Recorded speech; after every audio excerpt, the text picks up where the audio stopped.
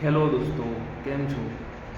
આજે આપણે કબીરદાસજીના એ દોહાની વાત કરવી છે કે જે માનવ જીવનને પ્રેરણા આપે છે.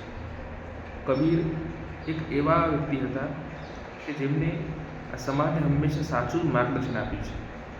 એમને હંમેશા સાચી અને સ્પષ્ટ વાત કરી છે. એમને ગોળ વાત કરી નથી. કબીરદાસજી કહે છે કે જીતને ગગન में तारे उतने हमारे शत्रु, जितने गगन में तारे उतने हमारे शत्रु, अगर हमारा हाथ प्रभु के हाथ में है तो वो शत्रु हमारा कुछ नहीं बिगाड़ सकते.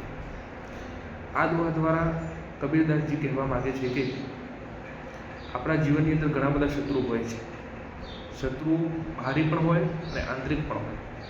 બહારી શત્રુઓ તો આપણને ખબર જ છે કે અનેક વ્યક્તિઓ છે, પણ આંતરિક શત્રુ એટલે એવા શત્રુ જેમ કે આપણી અંદર લોભ છે, લાલચ છે, ખરાબ ટેવો છે, આપણું મન અનેક જગ્યાએ ભટકતું રહે છે, અનેક પ્રકારની આપણી કમીઓ જે છે એ પણ આપણા શત્રુ છે.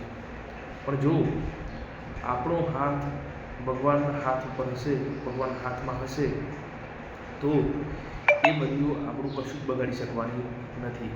તો કબીરદાસજીનો આ દોહો માનવ જીવનને પ્રેરણા આપે છે અને આપણે સારી રીતે આગળ વધી શકીએ છીએ. Thank you.